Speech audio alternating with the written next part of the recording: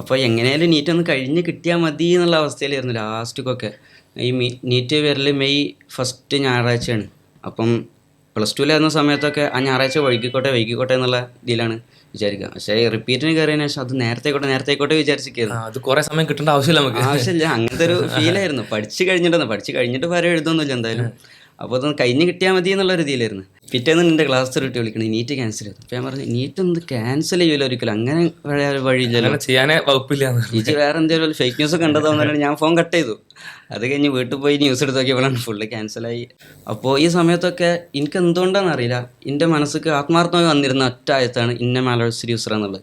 അത് എന്തുകൊണ്ടാണെന്ന് എനിക്കിപ്പോഴും അറിയില്ല. ഞാൻ എപ്പോഴും ഇങ്ങനെ പ്രയാസപ്പെട്ടിരിക്കുമ്പോഴൊക്കെ ആ പ്രയാസത്തിനൂടെ ഒരു എളുപ്പമുണ്ടാവും എന്നുള്ളത് പടച്ചോൻ പറഞ്ഞു തരുന്ന പോലെ എൻ്റെ മനസ്സിക്ക് എന്തുകൊണ്ടോ വരുന്ന ഒരായത്താണത്.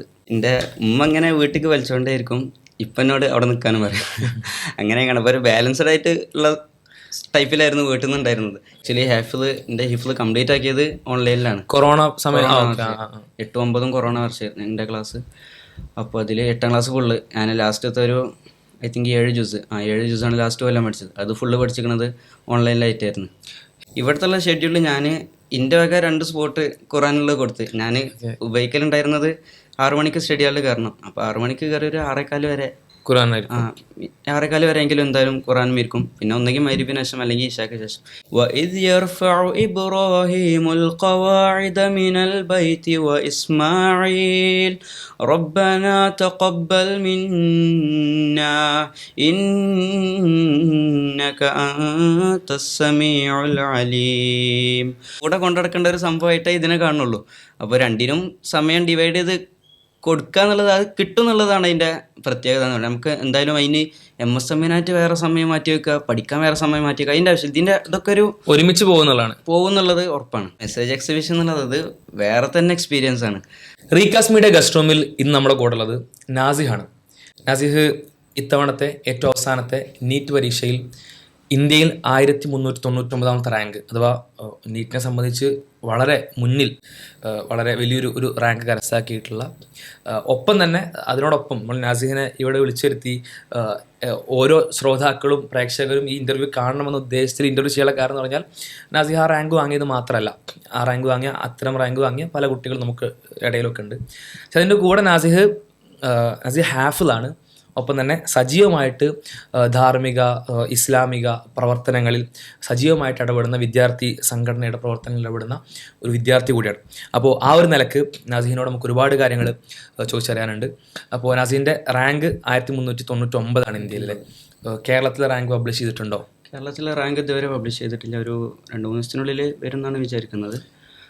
അപ്പോൾ അതിൽ ഏത് റാങ്കാണ് നാസി പ്രതീക്ഷിക്കുന്നത് കേരളത്തിൽ? പ്രതീക്ഷിക്കുന്നത് വെച്ചാൽ ഇതുവരെയൊക്കെ ഉള്ള ഒരു രീതി അനുസരിച്ച് 1399 റാങ്കുള്ള ഒരാൾ കഴിഞ്ഞല്ലാത്ത ട്രെൻഡ് വെച്ചിട്ടൊക്കെയാണ് ഇങ്ങനെ നോക്കല്. അങ്ങനെ നോക്കുമ്പോൾ കുറേ ഇൻസ്റ്റിറ്റ്യൂഷൻസ് 100ൻ്റെ ഉള്ളിലൊക്കെ വരും, 70-80 റേഞ്ചിൽ വരും എന്നൊക്കെയാണ് പറയുന്നത്.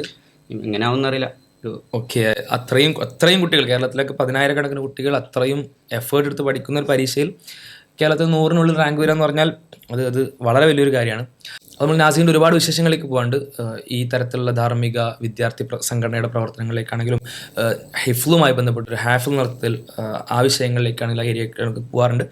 അതിന് മുമ്പ് നമുക്ക് നീറ്റിൻ്റെ പ്രിപ്പറേഷനുമായിട്ട് ബന്ധപ്പെട്ട് അല്ലെങ്കിൽ നീറ്റ് ജേണി അതുമായിട്ട് ബന്ധപ്പെട്ട് നാസിഹിനോട് ചില കാര്യങ്ങൾ ചോദിച്ചാൽ എത്ര സമയം കൊണ്ടാണ് നാസി ഇത് ക്രാക്ക് ചെയ്തിട്ടുള്ളത്? ഞാൻ ആക്ച്വലി +1 +2 ഇൻ്റഗ്രേറ്റഡ് സ്കൂളിൽ തന്നെയായിരുന്നു. ഞങ്ങളെ കോച്ചിങ് ഒപ്പമുള്ള അതെ, ഞങ്ങളെ വീടിൻ്റെ അടുത്തുള്ള കോട്ടക്കലുള്ള യൂണിവേഴ്സൽ ഇൻസ്റ്റിറ്റ്യൂട്ടിൽ അവിടെ +1 +2 ഇൻ്റഗ്രേറ്റഡ്, പിന്നെ +1 ഇയർ റിപ്പീറ്റ്. ഓക്കെ, അവിടെ തന്നെയായിരുന്നു ചെയ്തത്. +2 കഴിഞ്ഞ് ട്രൈ ചെയ്തു, പിന്നെ 1 ഇയർ ഒരു കൊല്ലം എഴുതി, പിന്നെ ഒരു കൊല്ലം റിപ്പീറ്റും ചെയ്ത്. റിപ്പീറ്റിലാണ് ഇത് ക്രാക്ക് ചെയ്തത്. രണ്ടാമത്തെ തവണയാണ് ക്രാക്ക് ചെയ്തത്. രണ്ടാമത്തെ തവണയാണ് നീറ്റ് എഴുതിയിട്ടുള്ളത്. ഓക്കെ, എങ്ങനെയായിരുന്നു പ്രിപ്പറേഷൻ്റെ ജേണി? +1 +2 ആണെങ്കിലും ശേഷമുള്ള ഒരു കൊല്ലമാണെങ്കിലും?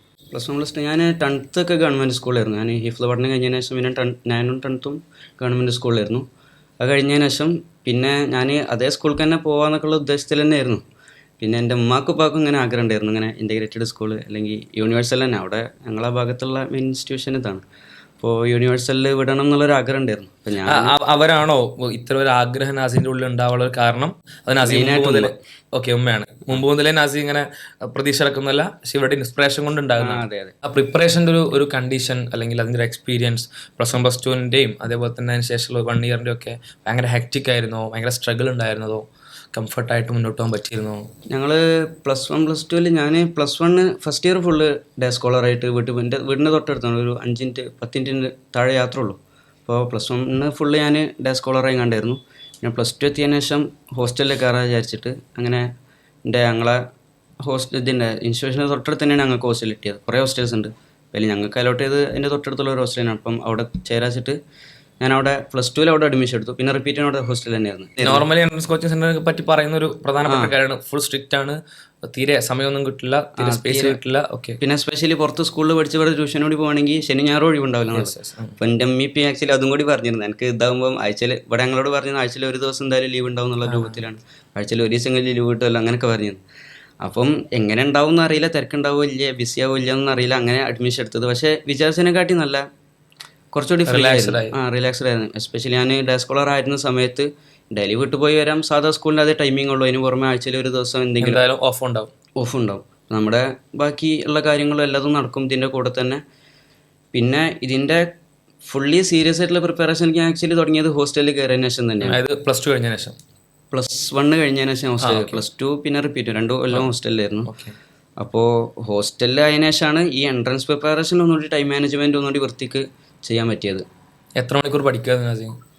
അത് ഹോസ്റ്റലത്തെ ഷെഡ്യൂളാണെങ്കിൽ ഞങ്ങൾക്ക് അവിടെ സുബൈൻ്റെ തൊട്ട് 6 മണിക്കാണ് എണീക്കൽ, 5 മണിക്കാണ് എണീക്കൽ. 6 മണിക്ക് സ്റ്റഡി ഹാളിൽ കയറണം. 6 മണിക്ക് സ്റ്റഡി ഹാളിൽ കയറിയിട്ട് പിന്നെ 7:30 വരെ സ്റ്റഡി ഹാളാണ്. അത് കഴിഞ്ഞിട്ട് ഫുഡ് കഴിഞ്ഞിട്ട് പിന്നെ 9 മണിക്ക് 8:30ക്ക് വീണ്ടും തുടങ്ങും. 8:30 ടു ഉച്ച വരെ 1 മണി വരെ. അത് കഴിഞ്ഞിട്ട് 2 മണി ടു 4 മണി. അത് കഴിഞ്ഞിട്ട് 5:30 ടു പിന്നെ മഗ്‌രിബിന് ഒരു ബ്രേക്ക് ഉണ്ടാവും. അത് കഴിഞ്ഞിട്ട് മഗ്‌രിബിന് ബ്രേക്ക് കഴിഞ്ഞ് കുറച്ച് കഴിഞ്ഞാൽ ഫുഡും. അതും കഴിഞ്ഞിട്ട് പിന്നെ 11 മണി വരെ സ്റ്റഡി ഹാളാണ്. ചുരുക്കി പറഞ്ഞാൽ ഒരു 12 to 14 മണിക്കൂറെങ്കിലും ഡെയിലി പഠിക്കും. ഹോസ്റ്റലിലാവുമ്പോൾ അങ്ങനെ തന്നെയായിരുന്നു. ഡേ സ്കോളർ ആയിരുന്ന സമയത്ത് ഇത്ര ഒന്നും കിട്ടൂല, എന്തായാലും നമുക്ക് വീട്ടിൽ നിന്ന് മാനേജ് ചെയ്യാൻ വയ്ക്കൂല. അതിൻ്റെ റിസൾട്ട് എന്തായാലും അൽഹംദുലില്ലാ അവസാനം കിട്ടി. ഈ എഫേർട്ട് എടുക്കുന്നതിൻ്റെ ഇടയിലാണല്ലോ പല എക്സാമുകളും വരുന്നു, പരാജയപ്പെടുന്നു, അല്ലെങ്കിൽ റാങ്ക് താഴേക്ക് പോകുന്നു. ഉദ്ദേശിക്കുന്നൊരു വിജയം നാസിൻ്റെ മനസ്സിൽ കാണുന്ന ഒരു റാങ്കിലേക്ക് നാസി എത്താൻ പറ്റുന്നില്ല. അതേപോലെ തന്നെ നാസി എഴുതിയിരുന്ന ഒരു നീറ്റാണ് ഇപ്പോൾ അവസാനം ക്യാൻസൽ ചെയ്തത്. അതിനുശേഷം വീണ്ടും അതേ പരീക്ഷ എഴുതിയിട്ടാണ് ഇപ്പോൾ അവസാനം അൽഹംദുലില്ലാ റാങ്ക് കിട്ടിയത്. അപ്പോൾ ആ ഒരു എക്സ്പീരിയൻസ് ഒക്കെ എങ്ങനെയായിരുന്നു? ഒരു പരീക്ഷ അത്രയും റിസ്ക് എടുത്ത് എഫേർട്ട് ഒരു പരീക്ഷ എഴുതുന്നു, അവസാനം ആ പരീക്ഷയിൽ ഉദ്ദേശിക്കുന്ന റാങ്ക് കിട്ടുന്നില്ല, അല്ലെങ്കിൽ നമ്മൾ കൊടുത്ത എഫേർട്ട് കിട്ടുന്നില്ല എന്ന് തോന്നുന്നു. അതേപോലെ തന്നെ വേറൊരു സമയത്ത് നമ്മൾ എഴുതി റിസൾട്ട് അങ്ങനെ കാത്തിരിക്കുന്ന സമയത്ത് എക്സാം ക്യാൻസലാക്കി എന്ന് പറയുന്നു. ഈ ഒരു സമയങ്ങളിലെ എക്സ്പീരിയൻസ് എന്തായിരുന്നു? ചെറിയ +2 തന്നെ ഈ എൻട്രൻസ് നോക്കണം എന്നുള്ളതുകൊണ്ട് അത്യാവശ്യം ഡെപ്തിൽ പഠിച്ചു പോയി. ഞങ്ങളുടെ അവിടെ ബോർഡ് എക്സാമിന് പഠിക്കണേക്കാട്ടി എന്തായാലും ലെവലിൽ പഠിക്കണമല്ലോ. അപ്പോൾ അത്യാവശ്യം ഡെപ്തിൽ എല്ലാവരും പഠിച്ചു പോയിരുന്നു. അത് കഴിഞ്ഞ് പിന്നെ റിപ്പീറ്റിക്ക് കയറിയപ്പോൾ ഈ പഠിച്ച അതേ സാധനങ്ങൾ തന്നെ വീണ്ടും റിപ്പീറ്റ്, എക്സ്ട്രാ ഒന്നും പഠിക്കാനില്ലാത്ത രൂപത്തിൽ നല്ല ചടപ്പ് തന്നെയായിരുന്നു. റിപ്പീറ്റ് +1 +2 നല്ല ചടപ്പ് ഫീൽ ചെയ്തിരുന്നു. പുതിയ ചലഞ്ചുകളോ പുതിയ വിഷയങ്ങളോ ഒന്നും പഠിക്കാനില്ല, ഇതന്നെ റിപ്പീറ്റ് ചെയ്ത് ഇതേ എക്സാംസ്, ഇതേ ഷെഡ്യൂൾ, ഇതേ ടൈം ടേബിൾ, ഒന്നും മാറ്റില്ല. ഫുള്ളി ഇതന്നെ റിപ്പീറ്റ് ചെയ്യുക, ഓരോടി റിപ്പീറ്റ് ചെയ്യാന്നുള്ള അങ്ങനെ അത് ഭയങ്കര ഒരു ചടപ്പുള്ളൊരു കാലഘട്ടമായിരുന്നു. ഈ പരീക്ഷകളുടെ റിസൾട്ടുകളും പരീക്ഷയുടെ ക്യാൻസലേഷനൊക്കെ അത് വരുന്ന സമയത്ത് ആസ് എ സ്റ്റുഡൻറ്റ്, ഇപ്പോൾ നമ്മൾ ധർമ്മേന്ദ്ര പ്രധാൻ്റെ രാജ്യക്ക് വിഷയമായിട്ട് ബന്ധപ്പെട്ടൊക്കെ നമ്മൾ ഒരുപാട് പറയുന്ന സമയത്ത് നമ്മൾ സ്റ്റുഡൻസിൻ്റെ സ്ട്രഗിളിനെ പറ്റി പറയാറുണ്ട്. ആസ് എ സ്റ്റുഡൻറ്റ്, ഒരു നീറ്റ് വിദ്യാർത്ഥി എന്ന അർത്ഥത്തിൽ ആ സമയങ്ങളിൽ എങ്ങനെ നിങ്ങൾക്ക് അനുഭവപ്പെടാറുള്ളത്? പരീക്ഷ ക്യാൻസലാക്കി എന്ന് പറയുന്നു, അല്ലെങ്കിൽ പരീക്ഷൻ്റെ പേപ്പർ ആരോ ലീക്കാക്കി എന്ന് പറയുന്നു. നിങ്ങൾ ഇത്ര എഫേർട്ട് എടുത്തിട്ട് എഴുതിയൊരു പരീക്ഷൻ്റെ പേപ്പർ ആരോ ലീക്കാക്കി എന്ന് പറയുന്നു. അല്ലെങ്കിൽ ഇപ്പോൾ ഒപ്പം തന്നെ നിങ്ങളുടെ അല്ലെങ്കിൽ സ്വന്തം പേഴ്സണൽ വിഷയത്തിൽ നമുക്ക് മാർക്കും താഴെ പോകുന്നു. അപ്പോൾ ആ ഒരു മൊമെൻറ്റിൽ ഇത്രയും മാസങ്ങൾ സ്പെൻഡ് ചെയ്തൊരു സ്റ്റുഡൻറ്റ് ആ ഒരു സെക്കൻഡിലെ ഫീൽ എന്താണ്? ആ മൊമെൻറ്റിലെ ഫീൽ എന്താണ്? ചടപ്പുള്ള കാലഘട്ടം അങ്ങനെ ആയിരുന്നല്ലോ ഈ റിപ്പീറ്റ് ഫുള്ള്. അപ്പോൾ എങ്ങനെയായാലും നീറ്റ് ഒന്ന് കഴിഞ്ഞ് കിട്ടിയാൽ മതി എന്നുള്ള അവസ്ഥയിലായിരുന്നു ലാസ്റ്റിക്കൊക്കെ. ഈ നീറ്റ് വരൽ മെയ് 1 ഞായറാഴ്ചയാണ്. അപ്പം +2 സമയത്തൊക്കെ ആ ഞായറാഴ്ച വൈകിക്കോട്ടെ എന്നുള്ള ഇതിലാണ് വിചാരിക്കുക. പക്ഷേ റിപ്പീറ്റിന് കയറിയതിനു ശേഷം അത് നേരത്തെ വിചാരിച്ചിരിക്കുന്നു. അത് കുറേ സമയം കിട്ടേണ്ട ആവശ്യമില്ല. അങ്ങനത്തെ ഒരു ഫീലായിരുന്നു. പഠിച്ചു കഴിഞ്ഞിട്ട് വരെ എഴുതൊന്നുമില്ല എന്തായാലും. അപ്പോൾ അതൊന്ന് കഴിഞ്ഞ് കിട്ടിയാൽ മതി എന്നുള്ള ഒരു ഇതിലായിരുന്നു. ആ സമയത്ത് എക്സാം കഴിഞ്ഞൊന്ന് റിലാക്സായി തുടങ്ങി. 10 ദിവസമായിട്ട് കഴിഞ്ഞിട്ടുള്ളല്ലോ എക്സാം കഴിഞ്ഞിട്ട്. അപ്പോഴാണ് ഈ എവിടേക്കോ ഇങ്ങനെ എല്ലാ കൊല്ലം വരലുണ്ട്, അവിടെ നീറ്റ് പേപ്പർ ലീക്കായി ഇതായി. അപ്പോൾ ഞാൻ അതിൻ്റെ ഈ ന്യൂസ് വരുന്നതിൻ്റെ തൊട്ട് തലേന്ന് ഞങ്ങളെ അഫ്സറെ കാണാൻ പോയിരുന്നു. അപ്പോൾ സാറോട് ഞാൻ ഇത് ചോദിച്ചു, ഈ പേപ്പർ ലീക്കായി എന്നൊക്കെ പറയുന്നത് കുറേ കേൾക്കുന്നുണ്ടല്ലോ, ഇതൊക്കെ എല്ലാ കൊല്ലം നടക്കണത് കാരണം ഇതൊക്കെ ചില കൊല്ലം പുറത്തേക്ക് വരുന്നുണ്ടാവുള്ളൂ, അതിലൊന്നും പേടിക്കണ്ട, അതൊന്നും നമ്മളെ ബാധിക്കില്ല എന്ന് പറഞ്ഞു. അപ്പോൾ പിന്നെ എനിക്ക് അതിൻ്റെ ഇടയ്ക്ക് ഒരു ഒഫീഷ്യൽ സ്റ്റേറ്റ്മെൻറ്റ് ഇറക്കിയിരുന്നു, ഇത് അങ്ങനത്തെ കുറച്ച് കേസുകൾ കേൾക്കുന്നുണ്ട്, കുട്ടികൾ ഒരിക്കലും പേടിക്കണ്ട, നിങ്ങൾക്ക് ഇതിലുള്ള പോസിറ്റീവായിട്ടുള്ള നിലപാട് എടുക്കുള്ളൂ എന്നുള്ള അർത്ഥത്തിൽ. പിറ്റേന്ന് നിൻ്റെ ക്ലാസ് റിട്ട് വിളിക്കണം, നീറ്റ് ക്യാൻസൽ ചെയ്തു. അപ്പോൾ ഞാൻ പറഞ്ഞു, നീറ്റ് ഒന്ന് ക്യാൻസൽ ചെയ്യൂല ഒരിക്കലും, അങ്ങനെ വഴിയില്ലല്ലോ, ചെയ്യാനേ വകുപ്പില്ല. ഇത് വേറെ എന്തെങ്കിലും ഫേക്ക് ന്യൂസ് കണ്ടതാവുന്നതാണ്. ഞാൻ ഫോൺ കട്ട് ചെയ്തു. അത് കഴിഞ്ഞ് വീട്ടിൽ പോയി ന്യൂസ് എടുത്ത് നോക്കിയപ്പോഴാണ് ഫുള്ള് ക്യാൻസലായി. അപ്പോൾ പിന്നെ എന്താണെന്നറിയില്ല, അപ്പോൾ എന്തൊക്കെ മാനേജ് ചെയ്തു പോയി. അന്ന് തന്നെ ഞങ്ങളെ ഇൻസ്റ്റിറ്റ്യൂഷൻ മീറ്റിംഗ് വെച്ചു, ഹോസ്റ്റലിൽ തന്നെ തിരിച്ചു വരാൻ പറഞ്ഞു. ഇനിയിപ്പോൾ ഒരു മാസം കൂടി അല്ലേ എന്നുള്ള തരത്തിൽ ഓരതിനെ എന്തായാലും അതിനെ ബാലൻസ് ചെയ്തു പോയിട്ടുണ്ട്. ആ ഒരു മാസം നീട്ടിയത് അഥവാ രണ്ടാമതൊരു എക്സാം നടന്ന നാസിന് ആക്ച്വലി ഉപകാരപ്പെടുകയാണോ ചെയ്തിട്ടുള്ളത്? അപ്പോൾ എൻ്റെ മാർക്ക് നോക്കുകയാണെങ്കിൽ കഴിഞ്ഞ എക്സാമിൻ്റെ മാർക്ക് കൂടുതൽ, പക്ഷെ അത് എക്സാം ഭയങ്കര സിമ്പിളായിരുന്നു കഴിഞ്ഞത്.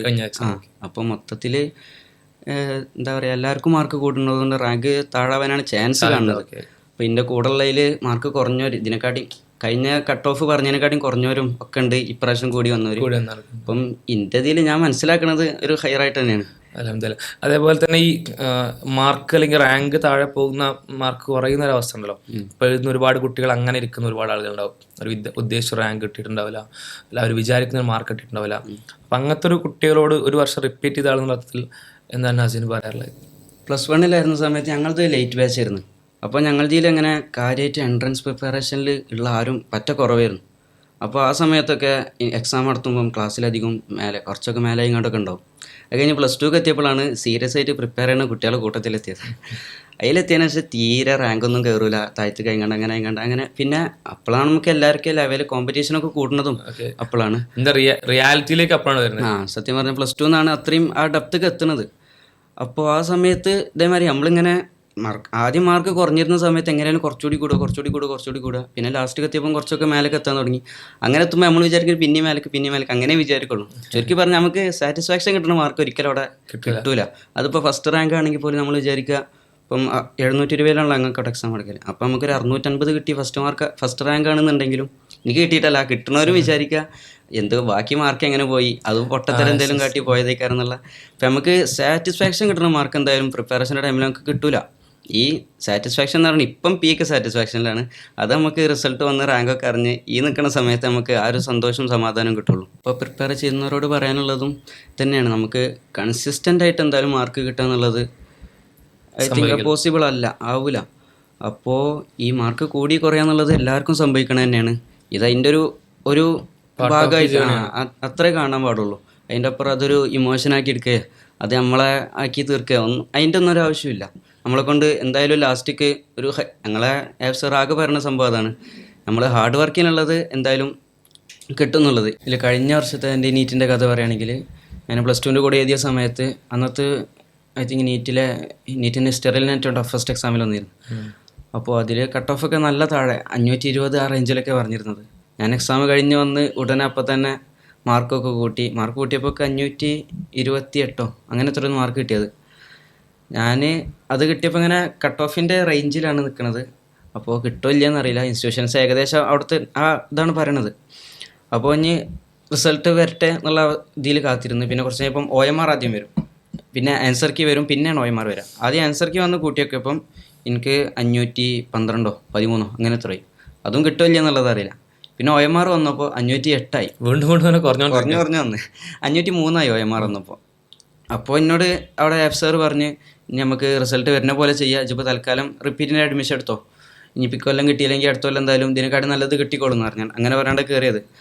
അങ്ങനെ ലാസ്റ്റ് ഫൈനൽ ഇത് വന്നപ്പോൾ റാങ്ക് ലിസ്റ്റ് വന്നപ്പോൾ എനിക്ക് 508 മാർക്കും റാങ്ക് 40,000 വന്നത്. കട്ട് ഓഫ് 520 സംതിങ് ആണ്. ഓക്കെ, അടുത്താണ് പോയത്, മിസ്സായത്. റാങ്ക് അത്യാവശ്യം വ്യത്യാസം, ഓരോ മാർക്കിനും വലിയ റാങ്ക് വ്യത്യാസം വരുമല്ലോ. ഈ റേഞ്ചിലേക്ക് വരുമ്പോൾ പ്രത്യേകിച്ച് നല്ല ഒരേ മാർക്കിൽ കുറേ ആൾക്കാരുണ്ടാവുമല്ലോ, 1000 ആൾക്കാരുണ്ട്.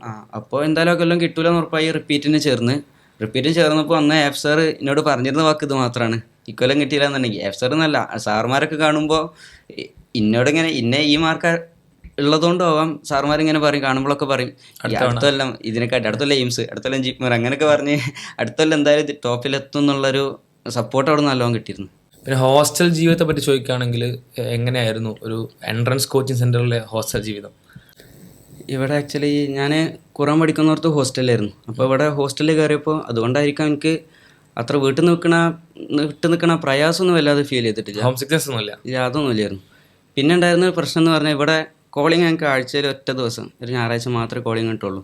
മറ്റേ ഞാൻ പഠിച്ചിരുന്നിടത്തൊക്കെ ദിവസം ഡെയിലി കോളിംഗ് ഉണ്ടായിരുന്നു. അപ്പം വീട്ടുകാരായിട്ടുള്ള ആ ഒരു കണക്ഷൻ ആഴ്ചയിൽ ഒരു ദിവസമായി ചുരുങ്ങുമ്പോൾ ആ ഒരു പ്രയാസം നല്ലോണം ഉണ്ടായിരുന്നു. അപ്പം അതും പിന്നെ ഞാൻ പലപ്പോഴും എല്ലായിടത്തും പറയുന്ന കാര്യമാണ്, അതും ഈ എക്സാംസിൻ്റെ ഈ പ്രഷറും മാർക്ക് കുറയലും കൂടുതലും ഇങ്ങനെയൊക്കെ വരുമ്പോൾ നമ്മളൊന്ന് ആകെ നമുക്ക് ആകെ തോന്നുക ഒന്ന് വീട്ടിലേക്ക് വിളിച്ച് പറയാം, ആരുടെയും ഒന്ന് വിളിച്ച് സംസാരിക്കുക എന്നുള്ളതാണ്. അതിന് നമുക്കവിടെ അവസരം ഉണ്ടാവില്ല. നമ്മൾ പലപ്പോഴും വിചാരിക്കലുണ്ട് എന്തുകൊണ്ട് കോളിംഗ് എല്ലാ ദിവസവും വെക്കണില്ല എന്നുള്ളത്. അപ്പോൾ ഈ സമയത്തൊക്കെ എനിക്ക് എന്തുകൊണ്ടാണെന്ന് അറിയില്ല, എൻ്റെ മനസ്സിക്ക് ആത്മാർത്ഥമായി വന്നിരുന്ന ഒറ്റ ആയത്താണ് ഇന്ന മാലോഴ്സ് യൂസർ എന്നുള്ളത്. അത് എന്തുകൊണ്ടാണെന്ന് എനിക്കിപ്പോഴും അറിയില്ല. ഞാൻ എപ്പോഴും ഇങ്ങനെ പ്രയാസപ്പെട്ടിരിക്കുമ്പോഴൊക്കെ ആ പ്രയാസത്തിനൂടെ ഒരു എളുപ്പമുണ്ടാവും എന്നുള്ളത് പടച്ചോൻ പറഞ്ഞു തരുന്ന പോലെ എൻ്റെ മനസ്സിക്ക് എന്തുകൊണ്ടോ വരുന്ന ഒരായത്താണത്. അതേപോലെ തന്നെ ഈ എക്സാം കഴിഞ്ഞിരിക്കുമ്പോഴും ഇതായിരിക്കുമ്പോഴൊക്കെ നമ്മളെല്ലാവരും കൂടി അവിടുന്ന് ഞങ്ങളെ റൂമിലൊരു 10 ആളൊക്കെയാണ് മാക്സിമം ഉണ്ടാവുക. ഞങ്ങളെല്ലാവരും കൂടി ഒരുവിധം എല്ലാ നിസ്കാരം ജമാഅത്തൊക്കെ എങ്ങാണ്ട് നിസ്കരിക്കുമ്പോൾ അങ്ങനെയൊക്കെ കിട്ടുന്ന സാറ്റിസ്ഫാക്ഷൻ അയിമലൊക്കെയാണ് ഈ ഹോസ്റ്റലിൽ ഈ എല്ലാ പ്രഷറും താങ്ങി എന്താ പടച്ചോടുള്ള അടുപ്പം മാത്രമാണ് നല്ലോണം സഹായിച്ചത് നമ്മളെ. എസ്പെഷ്യലി ഇവിടെ ഇപ്പം ഈ ഒറ്റ കോളിങ്ങിന് നമുക്ക് പറയാനിപ്പോൾ ആരും നമ്മളെ ഫ്രണ്ട്സ് അങ്ങോട്ടും ഇങ്ങോട്ടും ഇങ്ങനെ ഈ സങ്കടങ്ങളൊന്നും പറയാന്നല്ലാതെ അതിൻ്റെ പുറം വേറെ ഒന്നുമില്ലല്ലോ. അപ്പോൾ ഈ പടച്ചോനോടുള്ള ഈ അടുപ്പം എന്തായാലും നല്ലോണം ഇതിനൊരു കൈത്താങ്ങായിട്ടുണ്ടെന്നുള്ള ഉറപ്പാണ്.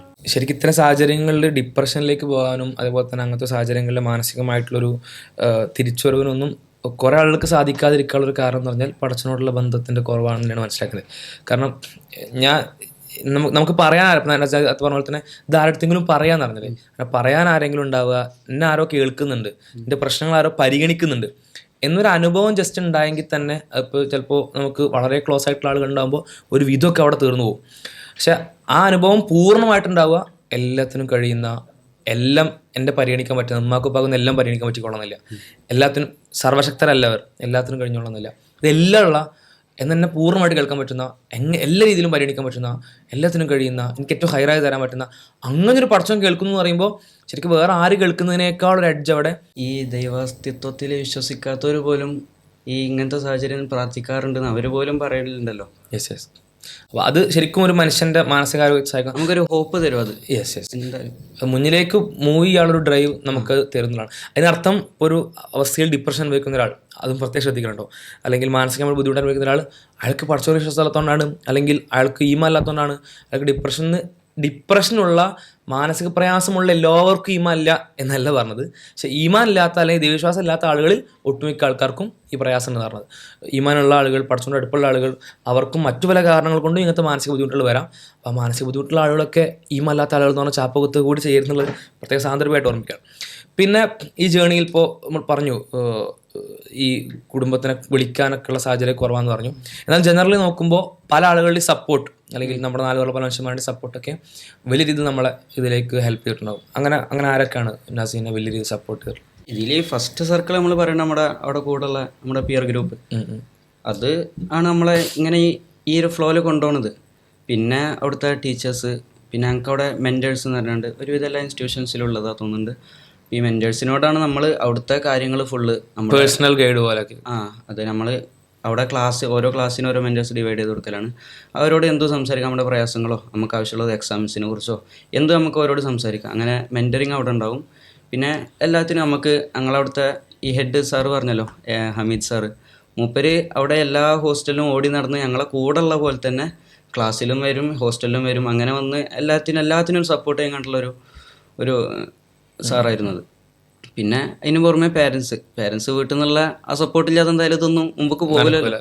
ഈ ഹോസ്റ്റലിന്റെ ലീവിന്റെ സമയത്തൊക്കെ ഈ പേരൻസിന്റെ സപ്പോർട്ട് പറഞ്ഞപ്പോൾ എൻ്റെ ഉമ്മ ഇങ്ങനെ വീട്ടിലേക്ക് വലിച്ചോണ്ടേയിരിക്കും, ഇപ്പം എന്നോട് അവിടെ നിൽക്കാനും പറയും. അങ്ങനെയാണ് അപ്പോൾ ഒരു ബാലൻസ്ഡ് ആയിട്ട് ഉള്ള ടൈപ്പിലായിരുന്നു വീട്ടിൽ നിന്നുണ്ടായിരുന്നത്. ഇപ്പം എന്നോട് ഫുള്ള് അങ്ങോട്ട് എന്താ പറയുക, ഹോസ്റ്റലിൽ നിന്ന് പഠിച്ചോ എന്നുള്ള രൂപത്തിൽ, ഉമ്മ വീട്ടിൽ വന്നോ എന്നുള്ള രൂപത്തിൽ, അതുകൊണ്ട് തന്നെ രണ്ടും നടക്കുന്ന രൂപത്തിലായിരുന്നു എൻ്റെ. അത് വീട്ടിലേക്ക് ഒരു വിളിക്കുന്നുള്ള സമാധാനമുണ്ട്, അതുകൊണ്ട് എന്നാൽ നിൽക്കാനുള്ള ഒരു പ്രചോദനം അപ്പുറത്തുനിന്ന് പറയുന്നുണ്ട് എന്നുള്ളതാണ്. ഓക്കെ. അപ്പോൾ നീറ്റിൻ്റെ വിഷയം എങ്ങനെയാണ്? അൽഹംദുലില്ലാഹ് എന്തായാലും നമുക്ക് നല്ലൊരു റാങ്കിലേക്ക് എത്താൻ പറ്റി. ഇനി മുന്നോട്ടും ഉള്ള ജേണിയിലും നല്ല ഇൻസ്റ്റിറ്റ്യൂട്ടിൽ മനോഹരമായിട്ട് ആ ജേണി പൂർത്തീകരിക്കാൻ സാധിക്കട്ടെ. ഒപ്പം തന്നെ സമൂഹത്തിൽ ഒരുപാട് നന്മകൾ ചെയ്യാൻ പറ്റുന്ന ഒരു ഡോക്ടറായിട്ട് മാറാൻ സാധിക്കട്ടെ. ഇനി നമ്മൾ ഹിഫ്ലിനെ പറ്റി ഇപ്പം നേരത്തെ പറഞ്ഞു, നാസി ഹാഫിള് കൂടിയാണ്. ആ ഹിഫ്ല് പഠനത്തെയും അത് മുന്നോട്ട് കൊണ്ടുപോകുന്നതിനെ പറ്റി പറയുകയാണെങ്കിൽ എന്നാണ് നാസി ഹാഫിളായത്? നേരത്തെ 9ഉം 10ഉം സ്കൂളിൽ പഠിച്ചു എന്ന് പറഞ്ഞു. 8ാം ക്ലാസ്സിൻ്റെ സമയത്താണ് പൂർത്തീകരിച്ചതെന്ന് തോന്നുന്നില്ലേ? 6, 7, 8 ഈ 3ആണ് ഇത് പഠിച്ചത്, ഹിഫ്ല് പഠിച്ച കാലഘട്ടം. ഓക്കെ. ഞങ്ങളവിടെ ഇത് ഹിഫ്ല് പ്ലസ് സ്കൂള് രണ്ടും കൂടി ഉള്ളതായിരുന്നു. ഞാൻ തന്നൂർ MTQ എന്നുള്ള സ്ഥാപനത്തിലായിരുന്നു. അപ്പോൾ അവിടെ അതിൽ ലാസ്റ്റ് കൊല്ലം 8ാം ക്ലാസ് ഫുള്ള് ഓൺലൈനായിരുന്നു. ഞാൻ ആക്ച്വലി എൻ്റെ ഹിഫ്ല് കംപ്ലീറ്റ് ആക്കിയത് ഓൺലൈനിലാണ്. കൊറോണ സമയം 8ഉം 9ഉം കൊറോണ വർഷമായിരുന്നു എൻ്റെ ക്ലാസ്. അപ്പോൾ അതിൽ 8ാം ക്ലാസ് ഫുള്ള് ഞാൻ ലാസ്റ്റത്തെ ഒരു ഐ തിങ്ക് 7 ജ്യൂസാണ് ലാസ്റ്റ് കൊല്ലം പഠിച്ചത്. അത് ഫുള്ള് പഠിച്ചിരിക്കുന്നത് ഓൺലൈനിലായിട്ടായിരുന്നു. ഹിഫ്ല് പഠന കാലഘട്ടം എങ്ങനെയായിരുന്നു? പ്രയാസകരമായിരുന്നതോ? ആ ചെറിയ പ്രായത്തിലുള്ള ഹോസ്റ്റൽ ജീവിതം എങ്ങനെയാ? ഞാൻ എൻ്റെ മോട്ടിവേഷൻ എന്തായിരുന്നു എന്നുള്ളത് ഐ തിങ്ക് എൻ്റെ വീട്ടിലൊക്കെ ഇപ്പിമ്മയൊക്കെ ഈ മിഷാരി മൂപ്പരെ ഭയങ്കര പണ്ടേ അങ്ങനെ ആ ഖിറാത്ത് നല്ലോണം കേൾക്കലുണ്ടായിരുന്നു. അപ്പോൾ അത് കേട്ടിട്ടാണെന്ന് തോന്നുന്നു എനിക്കും അങ്ങനെ ഓതാനും അങ്ങനെ ഖുറാൻ നീ എവിടുന്ന് ചോദിച്ചാലും പറയാനും അങ്ങനെയൊക്കെ ഒരു ആഗ്രഹം ഉള്ളിലെന്തോ ഉണ്ടായിരുന്നു. അപ്പോൾ അത് അറിഞ്ഞിട്ട് ഞാൻ തന്നെയാണ് ഉപ്പാനോട് പറഞ്ഞത്, നിങ്ങൾക്ക് ഹാഫിളാവനക്ക് പോകണം, താനൂര് എൻ്റെ ഒരു കുടുംബക്കാരൻ, എൻ്റെ ഒരു മൂത്താപ്പൻ്റെ മോന് അവിടെ പഠിക്കണ്ടായിരുന്നു. അപ്പോൾ ഞാൻ പറഞ്ഞു ഇവന് പഠിക്കണം, അവിടെ പോവാം. അപ്പോൾ ആ സമയത്ത് ഞങ്ങളുടെ നാട്ടിൽ ഒരു ഇൻസ്റ്റിറ്റ്യൂഷൻ തുടങ്ങാൻ ഇങ്ങനെ ഹിഫ്ലിൻ്റെ ഇൻസ്റ്റിറ്റ്യൂഷൻ തുടങ്ങാൻ നിൽക്കുന്നുണ്ട്. അപ്പോൾ എന്നോട് മിപ്പിന്ന് ചോദിച്ചു, ഞാൻ പിന്നെ ഇവിടെ പോവാം, എനിക്ക് അത്ര പൂതി ഉണ്ടെങ്കിൽ 4 വീട്ടിലേക്കും വരാമല്ലോ എന്നൊക്കെ പറഞ്ഞു. അപ്പോൾ ഞാൻ പറഞ്ഞു ഇല്ല പറ്റില്ല, പോവുകയാണെങ്കിൽ അവിടെ തന്നെ പോകണം എന്ന് പറഞ്ഞു. അങ്ങനെ അവിടെ സെലക്ഷൻ ഒരു ക്യാമ്പ് ഉണ്ടാവും അവിടെ. അങ്ങനെ അവിടെ പോയിട്ട് ആദ്യത്തെ ഒരാഴ്ച അവിടെ നിന്നൊരു ക്യാമ്പ്. അപ്പോൾ ഉമ്മി പിന്നെ അങ്ങോട്ട് വിട്ടത് എൻ്റെ നിർബന്ധത്തിൽ വിട്ടതാണ്. ഉമ്മിപ്പം വിട്ടത് ഞാൻ അവിടെ പോയി മടുത്ത് എന്താ പറയുക വീട്ടിൽ നിന്ന് ആദ്യമൊക്കെ തിരിച്ചു വരേക്കാരെന്നുള്ളതിലാണ്. ഞാൻ ഒരാഴ്ച കഴിഞ്ഞപ്പോൾ എനിക്കത് ഇഷ്ടമായി, ഞാൻ അവിടെ തന്നെ പോകുമെന്ന് പറഞ്ഞു. അത് പറഞ്ഞപ്പോൾ ഉമ്മിപ്പി ആക്ച്വലി ഞെട്ടിക്കണ്, ഒരു തീരെ പ്രതീക്ഷിച്ചിട്ടില്ല. അപ്പോൾ ആദ്യമായിട്ട് വീട്ടിൽ നിൽക്കുന്ന ആ പ്രയാസം അതെന്തായാലും നല്ലോണം ആ ടൈമിലുണ്ടായിരുന്നു. പിന്നീട് തീരുമാനം റിഗ്രറ്റ് ചെയ്തിരുന്നോ? ഇല്ലില്ല, അത് ഒരിക്കലില്ല. നന്നായിട്ട് മുന്നോട്ട് പോയി. അതിൽ ഓൺലൈൻ സമയം തുടങ്ങുന്നതിന് മുമ്പ് ഇപ്പോൾ എത്ര ജ്യൂസ് പഠിച്ചിരുന്നു? അവസാനത്തെ ഒരു വർഷം എത്ര ജ്യൂസ് പഠിച്ചത്? ഞാൻ 2 കൊല്ലം കൊണ്ട് പഠിച്ചത് 23 ജ്യൂസ്. ലാസ്റ്റത്തെ കൊല്ലം 7 ജ്യൂസ്. ഓർമ്മ ശരിയാണെങ്കിൽ ഫസ്റ്റത്തെ കൊല്ലം 10ഉം 2ാമത്തെ കൊല്ലം 13 അങ്ങനെയായിരുന്നു പഠിച്ചത്. റിലാക്സ്ഡ് ആയിട്ടാണോ? ചില ആളുകൾ ഓടി തീർത്തിട്ടില്ല, വളരെ കാമായി എന്നാൽ വളരെ പതുക്കിയല്ലാത്ത രീതിയിലാണ് അത് മാനേജ് ചെയ്തിട്ടുള്ളത്. നമ്മളവിടെ അങ്ങനെ ചിലപ്പോൾ കയറുന്ന സമയത്ത് നമുക്ക് ഇതിനെക്കുറിച്ച് ഇതും ഒരു ട്രാക്ക് കയറണ്ടല്ലോ.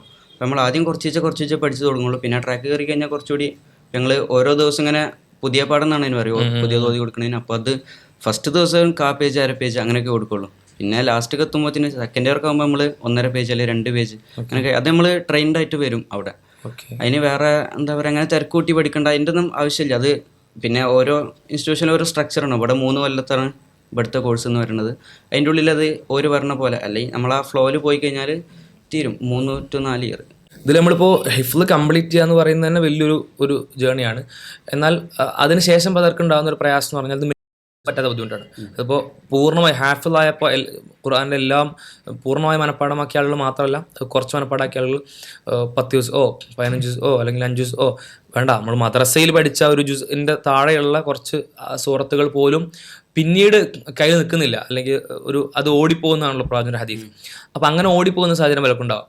ഇത് 1-2 സുഹൃത്തല്ല, പൂർണ്ണമായിട്ട് ഖുർആനാണ്. അപ്പോൾ അതിനെങ്ങനെയാണ് നാസി മാനേജ് ചെയ്യുന്നത്? ഇപ്പോൾ പൂർണ്ണമായിട്ടും എല്ലാം ഓർമ്മയുണ്ടോ? അത് ഇപ്പോൾ 9ാം ക്ലാസ്സിന് ശേഷം ഉള്ള സ്കൂൾ കാലഘട്ടം, അതേപോലെ തന്നെ നീറ്റ് കാലഘട്ടം, ഇവിടെയൊക്കെ എങ്ങനെയാണ് ഈ ഖുർആനും കൂടി ഹെക്ടിക് ഷെഡ്യൂൾ അപ്പുറത്ത് കിടക്കുന്നുണ്ട്. അപ്പോൾ ഖുർആൻ ഹിഫ്ല് പൂർണ്ണമായിട്ട് ഇത് മാനേജ് ചെയ്യുക, മെയിൻറ്റെയിൻ ചെയ്യുക എന്ന് പറയുന്ന കാര്യത്തിൽ കൂടെ എങ്ങനെയാണ് നാസി കൊണ്ടുപോയത്? നമ്മൾ ഈ നീറ്റിനെ പ്രിപ്പറേഷൻ പറയുന്ന പോലെ തന്നെ ഇതിലും വേണ്ട സംഭവമാണ് ഈ കൺസിസ്റ്റൻസി എന്നുള്ളത്.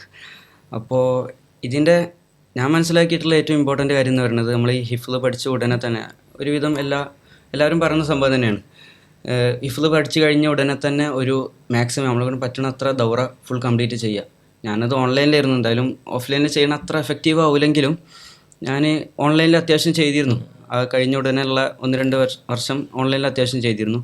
അത് കഴിഞ്ഞിട്ടാണ് പിന്നെ യൂണിവേഴ്സിറ്റിയിൽ പോയത്. അവിടെ ഹോസ്റ്റലിൽ കയറിയതിന് ശേഷം ആക്ച്വലി എനിക്ക് ഹോസ്റ്റലിൽ അവിടെ ഒരു കൃത്യമായിട്ട് ഷെഡ്യൂൾ ഉണ്ടല്ലോ. അപ്പോൾ മറ്റേത് നമുക്ക് സമയം കണ്ടെത്തി ഖുറാന് സമയം കണ്ടെത്തി അങ്ങനെ അതിന് ഇരിക്കേണ്ടതായിരുന്നു. ഇവിടുത്തെ ഷെഡ്യൂളിൽ ഞാൻ എൻ്റെ വക 2 സ്പോട്ട് ഖുറാനുള്ളത് കൊടുത്ത് ഞാൻ ഉപയോഗിക്കലുണ്ടായിരുന്നത് 6 മണിക്ക് സ്റ്റഡി ഹാളിൽ കയറണം. അപ്പോൾ 6 മണിക്ക് കയറി ഒരു 6:15 വരെ 6:15 വരെയെങ്കിലും എന്തായാലും ഖുറാൻ ഇരിക്കും. പിന്നെ ഒന്നെങ്കിൽ മഗ്‌രിബിന് ശേഷം അല്ലെങ്കിൽ ഇശാക്ക് ശേഷം ഇതിലേതെങ്കിലും ഒരു സമയത്തും ഖുറാൻ ഇരിക്കും. അതിപ്പോൾ ഡെയിലി എന്നും അതേ ഷെഡ്യൂൾ ആയതുകൊണ്ട് കൺസിസ്റ്റന്റ് ആയിട്ട് അതും തുടർന്ന് പോലുണ്ടായിരുന്നു. അവിടെ ആ ഒരു സ്ട്രക്ചർ സിസ്റ്റം നന്നായിട്ട് ഹെൽപ്പ് ചെയ്തിട്ടുണ്ട്. ഭയങ്കര സ്കാറ്റേർഡ് ആയി പല രീതിയിലുള്ള സിസ്റ്റം അല്ലാത്തതുകൊണ്ട് ഡെയിലി ഒരേ സിസ്റ്റം ആയതുകൊണ്ട് നന്നായിട്ട് ഹെൽപ്പ് ചെയ്തിട്ടുണ്ടാവും. അതാണ് ആ ഒരു ടൈം മാനേജ്മെന്റ് ആണ് നമുക്ക് ഇതിൽ ഏറ്റവും ഇമ്പോർട്ടൻ്റ് ആയിട്ടുള്ളത്. രണ്ട് കാര്യത്തിലും ഞാൻ പറയുമ്പോൾ ഹിഫ്ലിലും ഈ നീറ്റ് പ്രിപ്പറേഷനിൽ രണ്ട് കാര്യത്തിലും ഈ ടൈം മാനേജ്മെന്റ് എന്നുള്ളത് ഐ തിങ്ക് നല്ല ഇമ്പോർട്ടൻ്റ് ആയിട്ടുള്ള കാര്യമാണ്. അത് ശരിക്കും എല്ലാവരും മനസ്സിലാക്കുന്ന കാര്യം. ഇപ്പോൾ ഖുർആൻ പൂർണ്ണമായിട്ട് മനപ്പാടുള്ള ഒരാൾക്ക് ഒരു ദിവസം 1/2 മണിക്കൂർ മാറ്റി വെക്കുമ്പോൾ അത് മെയിൻറ്റെയിൻ ചെയ്യാൻ പറ്റും, ദോറ ചെയ്യാൻ പറ്റുന്നു എങ്കിൽ അത്രയെന്ന് പറഞ്ഞാൽ അതിൻ്റെ ഒരു 30-1 പോലും ഇല്ലാത്ത നമുക്ക് ഒരു 1/2 മണിക്കൂർ എന്ന് പറഞ്ഞാൽ 10 മിനിറ്റ് മാറ്റി വെക്കാൻ പറ്റുകയാണെങ്കിൽ നമ്മുടെ കയ്യിലുള്ള ഹിഫ്ല് നമ്മളുള്ള സുഹൃത്തുക്കൾ നമുക്ക് ശരിക്കും മെയിൻറ്റെയിൻ ചെയ്യാൻ പറ്റും എന്നുള്ളതാണ്. അവിടെ നമുക്ക് സമയം കിട്ടുന്നില്ല എന്നൊക്കെ പറഞ്ഞിട്ട് റീല് കണ്ടിരിക്കുന്നതിൻ്റെ ഒരു 10 സമയം നമുക്ക് ശരിക്കും ഇതിന് വേണ്ട. ഒരു 10 മിനിറ്റ് നമ്മൾ പഠിച്ച ഖുർആൻ റിപ്പീറ്റ് ചെയ്യാൻ അല്ലെങ്കിൽ ദോറ ചെയ്യാൻ അത്രയും കുറച്ച് സുഹൃത്തുക്കളെ ഭൂരിഭാഗം ആളുകൾക്ക് ഉണ്ടാവുള്ളൂ. അപ്പോൾ അത് മെയിൻറ്റെയിൻ ചെയ്യാൻ നമുക്ക് പറ്റുന്നില്ല, സമയം കിട്ടുന്നതെന്ന് പറഞ്ഞ് നമ്മൾ സ്വന്തത്തോട് കളവ് പറയുകയും വഞ്ചിക്കുകയും ചെയ്യുന്നതാണ് ശരിക്കും ഇതെന്നുള്ളൊരു പാഠം. നമ്മൾ ഏകദേശം ആ ഹിഫ്ല് മെയിൻറ്റെയിൻ ചെയ്യുന്ന എല്ലാ ഹാഫിളുമായിട്ട് സംസാരിച്ചാലും അവരുടെ ജീവിതത്തിൽ ശരിക്കും നമുക്ക് വലിയ ഇൻസ്പിറേഷൻ കിട്ടും. അവർ ഖുർആൻ മുഴുവനായിട്ട് മെയിൻറ്റെയിൻ ചെയ്യുന്നുണ്ട്. നമുക്ക് നമ്മുടെ അടുത്തുള്ളൊരു കുറച്ച് സുഹൃത്തുക്കൾ, കുറച്ച് പേജുകൾ പോലും മെയിൻറ്റെയിൻ ചെയ്യാൻ പറ്റുന്നില്ല എന്ന് പറഞ്ഞാൽ അത് നമ്മുടെ നിരുത്തരവാദിത്വം തന്നെയാണെന്നുള്ള പ്രത്യേകം ഓർക്കാം. പിന്നെ ഞാൻ മനസ്സിലാക്കിയിട്ടുള്ളത് ഇതിൽ ഈ മെയിൻ്റെനൻസിൽ ഇമ്പോർട്ടൻ്റ് ആയിട്ടുള്ള ഒരു വേറെ കാര്യം ഇമാമത്ത് നിൽക്കുന്നത്. അത് എന്തായാലും നമ്മളെ ഹെൽപ്പ് ചെയ്യും. നമ്മൾ ദൗറ ചെയ്യുന്നതിനേക്കാൾ എഫക്റ്റീവായിട്ട് എല്ലാവരുടെയും മുന്നിൽ ഓതാണല്ലോ. ആ ഒരു നമുക്ക് ഇമാമത്ത് നിൽക്കുമ്പം എന്തായാലും ഈ ദൗറ ചെയ്യുന്നതിനെ കുറച്ചുകൂടി എഫക്റ്റീവായിട്ട് തന്നെ നമ്മുടെ മനസ്സിൽ നിൽക്കും എന്നുള്ളതാണ്. അപ്പോൾ ഇതിന് തന്നെ ഞാൻ കഴിഞ്ഞിറങ്ങിയതിന് ശേഷം യൂണിവേഴ്സിറ്റിയിൽ ഹോസ്റ്റലിൽ കയറുന്ന വരെയുള്ള ഐ തിങ്ക് എല്ലാ റമദാനും 3 റമദാനത്തെ ഞാൻ ഇമാമത്ത് നിന്നിരുന്നു, തറാവീഹിന് ഇമാമത്ത് നിന്നിരുന്നു. പിന്നെ കഴിഞ്ഞ് എല്ലാവരുടെയും മുമ്പിൽ ഓതാന്നുള്ളൊരു കാര്യമുള്ളതുകൊണ്ട് കുറച്ചുകൂടി ഗൗരവമായിട്ട് നമ്മൾ പഠിക്കുമല്ലോ. അത് കഴിഞ്ഞിട്ട് ഹോസ്റ്റലിൽ റമദാനായിരുന്ന സമയത്ത് അവിടെയും തറാവീഹിനും അവിടെ ഞങ്ങളെ ഹോസ്റ്റലിൽ 5 ഹാഫിളുണ്ടായിരുന്നു. അപ്പോൾ ഞങ്ങൾ 5 ഇങ്ങനെ മാറി അങ്ങനെ അവിടെയും തറാവീഹിനല്ല അവിടെ പിന്നെ എല്ലാ നിസ്കാരം ജമാഅത്ത് എങ്ങനെ നിസ്കരിക്കൽ അങ്ങനെ ഇമാമത്ത് നിന്നാണ്ടും എന്തായാലും ഖുർആനോടുള്ള ടച്ച് അവിടെയും ഇവിടെയും വിടാൻ പറ്റിയിട്ടില്ല എന്നുള്ളത് കീപ്പ് ചെയ്യാൻ പറ്റി എന്നുള്ളതാണ്. ഓക്കെ. അപ്പോൾ നസീനോട് ഖുർആനോട് ഇങ്ങനെ ബന്ധം കൊണ്ടുനടക്കുന്ന ആളായതുകൊണ്ട് ഹാഫിളും കൂടായതുകൊണ്ട് നസീന് ഖുർആനിൽ ഇഷ്ടപ്പെട്ട ഒരുപാട് ഭാഗങ്ങളുണ്ടാവും. ഇഷ്ടപ്പെട്ട ഏതെങ്കിലും ഒരു ഭാഗം പ്രേക്ഷകർക്ക് കൊണ്ട് ഓതാൻ പറയുകയാണെങ്കിൽ ഏത് ഭാഗമായിരിക്കും അതാ? ഞാൻ സൂറത്ത് ബഖറയിലെ ഇബ്രാഹിം നബി അലൈഹി സ്വലാമയുടെ പ്രാർത്ഥന ആ ഭാഗം കുറച്ചല്ല. അഊദു ബില്ലാഹി മിനശ് ശൈത്വാനിർ റജീം ബിസ്മില്ലാഹിർ റഹ്മാനിർ റഹീം وإذ قال إبراهيم رب اجعل هذا بلدا آمنا رب اجعل هذا بلدا آمنا وارزق أهله من الثمرات من آمن منهم بالله واليوم الآخر قال ومن كفر فأمتعه قليلا ثم أضطره إلى عذاب النار وبئس المصير وإذ يرفع إبراهيم القواعد من البيت وإسماعيل ربنا تقبل منا إنك أنت السميع العليم ربنا وجعلنا مسلمين لك ومن ذريتنا أمة مسلمة لك وأرنا مناسكنا وتب علينا إنك أنت التواب الرحيم. മാഷാ അല്ലാഹ്. നസീൻ്റെ ഖിറാഅത്തും അതുപോലെ തന്നെ അവർ തിരഞ്ഞെടുത്ത ആയത്തൊക്കെ വളരെ മനോഹരമാണ്. ഇതിൽ ഇപ്പോൾ പല ആളുകളും വിചാരിക്കാറുള്ളൊരു കാര്യമായിരിക്കും, ചിലപ്പോൾ ചെറിയ പ്രായത്തിൽ കുട്ടികളെ ഹോസ്റ്റലിലേക്ക് അയക്കുന്നു, ഹിഫ്ള് പഠിപ്പിക്കുന്നു, അല്ലെങ്കിൽ അങ്ങനെ സിസ്റ്റത്തിലേക്ക് കുട്ടികളെ മാറ്റുന്നു. അത് അവരുടെ സ്കൂളിനെ ബാധിക്കുമോ, കരിയറിനെ ബാധിക്കുമോ, പഠനത്തെ ബാധിക്കുമോ, അക്കാദമിക്സിനെ ബാധിക്കുമോ, അല്ലെങ്കിൽ വേറെ ഏതെങ്കിലും രീതിയിൽ കുട്ടികളെ വേറെ പ്രയാസത്തിലേക്ക് എത്തിക്കുമോ എന്നൊക്കെയുള്ള കൺസേൺസ് ഒരുപാട് പാരൻസ് ഉണ്ട്. അങ്ങനെ കുട്ടിക്കും പാരൻസിനും ആഗ്രഹം ഉണ്ടായിരിക്കുക ഈ കൺസേൺസ് കൊണ്ട് അത് ഒഴിവാക്കുന്ന ആളുകളുണ്ട്. ശരിക്കും നാസീൻ അവരോട് എന്താണ് പറയാനുള്ളത്? നാസീൻ അക്കാദമിക്സിൽ നാസി ഇപ്പോൾ ഇതുവരെയുള്ള സോഫാർ നാസി അൽഹംദുലില്ലാഹ് നല്ല പെർഫോമൻസ് കാഴ്ചവെച്ചു. അതുപോലെ തന്നെ വേറെ വിഷയങ്ങളൊക്കെ നാസി ഇടപെടുന്നുണ്ട്. അപ്പോൾ ഖുർആൻ ഹിഫ്ള് പഠിക്കാൻ വേണ്ടി പോകുന്നത് ശരിക്കും എന്തെങ്കിലും കാര്യങ്ങൾ ശരിക്കും തടയോ? എൻ്റെ അഭിപ്രായത്തിൽ അങ്ങനെ തടയാനായിട്ടൊന്നുമില്ല. പിന്നെ ആ പ്രായം കൂടിയാണല്ലോ, നമുക്ക് അങ്ങനെ തടഞ്ഞു വെക്കാനും പ്രത്യേകിച്ച് ഒന്നുമില്ലല്ലോ. അപ്പോൾ കൂടിപ്പോയി ആ പ്രായത്തിലൊക്കെ പറയേണ്ടത് നമ്മുടെ കളിക്കാൻ പോണതൊക്കെ അത് ഞങ്ങളവിടെ എന്ന് പറഞ്ഞാൽ താന്നൂർ ബീച്ചിൻ്റെ ഏരിയ ആണല്ലോ. അപ്പോൾ അവിടെ മണലുള്ള വലിയ ഏരിയാസ് 2-3 ഗ്രൗണ്ട് ഉണ്ടായിരുന്നു ഞങ്ങൾക്ക്. ഇവിടുന്ന് കുട്ടികളെല്ലാവരും കൂടി പോയിട്ട് അവിടെ കളിക്കും, ഡെയിലി കളി. പിന്നെ ഞായറാഴ്ച രാവിലെ മുതൽ വൈകുന്നേരം വരെ കളി. അങ്ങനെയൊക്കെ കളി അതിലൊന്നും ഒരു പ്രശ്നമില്ല. പിന്നെ ആകെ ഈ പ്രയാസം വിട്ട് നിൽക്കണ പ്രയാസം. പിന്നെ ഞാൻ മനസ്സിലാക്കണത് ഞാനും എൻ്റെ പേരൻസും തമ്മിലുള്ള, എല്ലാവരും ഇങ്ങനെ തന്നെ ആവും, പക്ഷേ ഇത്രയും അറ്റാച്ച്മെൻ്റ് ഉണ്ടായിട്ടും വിട്ട് നിൽക്കാൻ പറ്റുന്നുണ്ടെങ്കിൽ ഇതെല്ലാവരെ കൊണ്ടും പറ്റുന്നത് തന്നെയാണ് എന്നുള്ളതാണ് ഞാൻ മനസ്സിലാക്കുന്നത്. അപ്പം ഈ ഒരു 6ാം ക്ലാസ് വരെയുള്ള പ്രായത്തിൽ ഹോസ്റ്റലിനെ കുറിച്ചൊന്നും ഞങ്ങൾ ചിന്തിച്ചിട്ടേ ഇല്ലായിരുന്നു. എൻ്റെ ഒറ്റ ആഗ്രഹത്തുമ്പോൾ പോയതാണ്. അത് ഒരു പ്രശ്നമില്ലാതെ ആ 3 കൊല്ലം കഴിഞ്ഞു. പിന്നെ അതിന് ശേഷം ഇവിടെ യൂണിവേഴ്സിറ്റിയിലും കഴിഞ്ഞു. ഹോസ്റ്റൽ ജീവിതം എന്നുള്ളത് നമ്മളെ അങ്ങനത്തെ കാര്യങ്ങളൊന്നും എന്തായാലും തടഞ്ഞു നിർത്തില്ല എന്നുള്ളത്, പ്രയാസം ഉണ്ടാക്കില്ല എന്നുള്ളത്. നാസി പറഞ്ഞത് ഇപ്പോൾ യൂണിവേഴ്സിറ്റിയിലെ ഹോസ്റ്റൽ ജീവിതത്തെ അല്ലെങ്കിൽ എൻട്രൻസ് പഠനകാലത്തെ ഹോസ്റ്റൽ ജീവിതത്തെ ശരിക്കും നന്നായിട്ട് സഹായിക്കുകയാണ് ചെയ്തിട്ടുള്ളത്, പോസിറ്റീവായിട്ടാണ് ഇടപെട്ടിട്ടുള്ളത്. പക്ഷേ ഒപ്പം തന്നെ മനസ്സിലാക്കണം, ഇപ്പോൾ ചില ഇൻസ്റ്റിറ്റ്യൂട്ടുകളിലൊക്കെ ഇങ്ങനെ കുട്ടികൾ കളിക്കാനുള്ള അവസരങ്ങൾ അല്ലെങ്കിൽ അവരുടെ മാനസികാരോഗ്യം ശ്രദ്ധിക്കാത്ത സാഹചര്യങ്ങളൊക്കെ ഉണ്ടെങ്കിൽ അവിടെ സ്വാഭാവികമായിട്ടും നമ്മുടെ കുട്ടിയുടെ ചൈൽഡ്ഹുഡ്, അത് ഹിഫ്ദിനാണെങ്കിലും ഏതിനാണെങ്കിലും അങ്ങനത്തെ സ്ഥാപനങ്ങൾ പ്രത്യേകിച്ച് അവരുടെ രീതികൾ കുട്ടികളെ പ്രയാസപ്പെടുത്തുന്നുണ്ടെങ്കിൽ, അതുപോലെ തന്നെ ചില അധ്യാപകരുടെ പെരുമാറ്റം മോശം, അങ്ങനെയൊക്കെ ഉണ്ടെങ്കിൽ ശരിക്കും നമ്മൾ വിദ്യാർത്ഥികളെ അല്ലെങ്കിൽ മക്കളെ അത്തരം സാഹചര്യങ്ങളിൽ നിന്ന് മാറ്റുക തന്നെ വേണം. എന്നാൽ ഹിഫ്ദ് പഠിക്കാൻ നല്ലൊരു സ്ഥാപനം നിങ്ങൾ തിരഞ്ഞെടുത്ത് പോവുകയാണെങ്കിൽ ശരിക്കും അതൊരിക്കലും കുട്ടികളെ ഏതെങ്കിലും നിലക്കുള്ള വളർച്ചയെ ബാധിക്കില്ല എന്നുള്ളതാണ്. ഒപ്പം തന്നെ കുട്ടിക്ക് നമ്മൾ കുട്ടിയോട് പറഞ്ഞു, കുട്ടി ഇങ്ങോട്ടും പറഞ്ഞു, ഒക്കെ എല്ലാവരും ഒക്കെ ആകുന്നെങ്കിൽ ഫൈൻ. കുട്ടിക്ക് ഒരു നിലക്കും താല്പര്യമില്ലാത്തൊരു കുട്ടിയെ അവന് എന്തൊക്കെയോ പ്രയാസപ്പെടുത്തി അങ്ങോട്ട് അയക്കുന്നതിന് പറ്റിയല്ല ഇവിടെ പറയുന്നത്, അല്ലെങ്കിൽ അങ്ങനെ ബുദ്ധിമുട്ട് അയക്കുന്നതിനെ പറ്റിയല്ല ഇവിടെ പറയുന്നത്. മറിച്ച് അങ്ങനെ താല്പര്യം, അത് മാതാപിതാക്കൾ മക്കളോട് സംസാരിച്ചിട്ടാണെങ്കിലൊക്കെ താല്പര്യം വന്നതിന് ശേഷം കുട്ടികൾക്ക് അത്തരത്തിൽ സാഹചര്യം ഉണ്ടാക്കുന്ന ശരിക്കും അവരുടെ ചൈൽഡ്ഹുഡിനെ അവരുടെ അടുത്തുള്ള വലിയൊരു സമ്പത്തായിട്ട് ഖുർആൻ മാറുന്നതിന് ശരിക്കും ഹെൽപ്പ് ചെയ്യുന്ന വലിയൊരു പോയിന്റ് തന്നെയാണ്. നമ്മുടെ താല്പര്യം എന്തായാലും, താല്പര്യം എന്ന് പറഞ്ഞാൽ എല്ലാ താല്പര്യങ്ങളും നമുക്ക് ഉള്ളിൽ നിന്നുണ്ടായി വരണമെന്നില്ല. അപ്പം ഞാൻ പറയുമ്പോൾ ഈ MBBS എന്നുള്ള താല്പര്യം എനിക്ക് 10ാം ക്ലാസ് കഴിയുന്ന വരെ പ്രത്യേകിച്ച് അങ്ങനെ താല്പര്യങ്ങളൊന്നും ഇല്ലായിരുന്നു. എൻ്റെ ഉമ്മിപ്പിൻ തന്ന ചെറിയ സ്പാർക്ക് അത് തന്നെയാണ് എന്നെ ഈ ലെവലിലേക്ക് എത്തിച്ചിരിക്കണത് എന്തായാലും. അപ്പോൾ ഇങ്ങനത്തെ താല്പര്യങ്ങളൊക്കെ നമുക്ക് ഉണ്ടാക്കിയെടുക്കാൻ പറ്റുന്ന താല്പര്യങ്ങളാണ്. അത് ഉണ്ടാക്കിയെടുക്കാൻ ശ്രമിക്കുക, എന്നിട്ടുണ്ടാവാത്ത ഒരാളെ നിർബന്ധിക്കുന്നതിൽ അർത്ഥമില്ല എന്നുള്ളതാണ്. അതേപോലെ ഈ ഹെഫ്ല്, നീറ്റ് പഠനമൊക്കെ പറയുന്നതിനൊപ്പം തന്നെ സോഷ്യൽ ലൈഫ്, നമ്മൾ സോഷ്യൽ എൻഗേജ്മെൻറ്റ്സ് ഒക്കെ ഉണ്ടാവുമല്ലോ. അപ്പോൾ കുറേ ഹോസ്റ്റൽ ജീവിതമൊക്കെ ഉള്ള ആളാണ് നാസി. എന്നാൽ നാസി അതേസമയം കുറേ വിദ്യാർത്ഥി സംഘടനയുടെയും ധാർമ്മിക പ്രസ്ഥാനത്തിൻ്റെയൊക്കെ ഭാഗമായിട്ട് പ്രവർത്തിക്കാറുണ്ടെന്ന് മനസ്സിലാക്കുന്നു. അപ്പോൾ അതെങ്ങനെയാണ് ആ സോഷ്യൽ എൻഗേജ്മെൻറ്റ്സ് എങ്ങനെയാണ് മാനേജ് ചെയ്യുന്നത്? അതിന് സമയം കിട്ടാറുണ്ടോ? എങ്ങനെയാണ് ഇടപെടലുകൾ? ഞാൻ ഇതിക്ക് ഈ ഹിഫ്ല് കഴിഞ്ഞ സമയത്തൊക്കെ ഈ MSMലൊക്കെ നല്ല അത്യാവശ്യം ആക്റ്റീവായിട്ട് എല്ലാ പരിപാടിക്കും പോയി അങ്ങനെയൊക്കെ പങ്കെടുക്കലുണ്ടായിരുന്നു. ഇതിനൊരു കുറച്ചൊരു ഇത് വന്നത്, ലിമിറ്റേഷൻ വന്നത് ഇവിടെ യൂണിവേഴ്സിറ്റിയിൽ ഹോസ്റ്റലിൽ കയറിയതിനു ശേഷമാണ്. അവിടെ ഈ ഷെഡ്യൂൾഡ് ആയിട്ടുള്ള ലീവ് മാത്രമേ ഉണ്ടാവുള്ളല്ലോ. അപ്പോൾ ആ പ്രത്യേകത എന്താ വെച്ചാൽ നമുക്ക് ഈ ലീവ് കിട്ടല് പിന്നെ ഓണത്തിന് അങ്ങനത്തെ വലിയ വലിയ വെക്കേഷനൊക്കെ എന്തായാലും ലീവ് കിട്ടും. ഈ MSMൻ്റെ പ്രോഗ്രാം ആകുമ്പോൾ വലിയ വലിയ പ്രോഗ്രാമുകൾ ഈ സമയത്തേ ഉണ്ടാവുള്ളൂ എന്തായാലും. അപ്പം അങ്ങനത്തെ പ്രോഗ്രാമൊന്നും അധികം മിസ്സാവില്ല. എസ്പെഷ്യലി നമ്മളെ ജില്ലേൻ്റെ ജനലൈറ്റ് അങ്ങനത്തെ എല്ലാ പ്രോഗ്രാമിലും പങ്കെടുക്കാൻ പറ്റിയിട്ടുണ്ട്, യൂണിവേഴ്സിറ്റിയിലാണെങ്കിൽ പോലും. അപ്പോൾ ആ ഹോസ്റ്റലിൽ പോയി എന്നുള്ളത് ഇതിനൊരു പ്രയാസമായിട്ട് തോന്നിയിട്ടില്ല. പിന്നെ ഞങ്ങളുടെ യൂണിറ്റിലെ പ്രവർത്തനങ്ങളിലാണെങ്കിൽ പോലും ഈ MSM സ്റ്റുഡൻസ് വിങ് ആയതുകൊണ്ട് തന്നെ ഈ മെയിനായിട്ട് ഇങ്ങനത്തെ ഈ വെക്കേഷനിലും ഇതിലൊക്കെ ആണല്ലോ കൂടുതൽ ഫോക്കസ് ചെയ്യുക. അപ്പോൾ അങ്ങനത്തേലൊക്കെ എല്ലാത്തിലും എന്തായാലും ഇടപെടാൻ പറ്റിയിട്ടുണ്ട്. പിന്നെ മിസ്സാവൽ ഇങ്ങനത്തെ നടുവിൽ വരുന്ന കുറച്ച് കാര്യങ്ങൾ അതെന്തായാലും നമുക്കൊന്നും ചെയ്യാൻ പറ്റാതെ, അതായത് വീക്കെൻഡ്സിലും അതേപോലെ തന്നെ വെക്കേഷനിലൊക്കെ വരുന്ന പരിപാടികളൊക്കെ എല്ലാം കിട്ടാറുണ്ട്.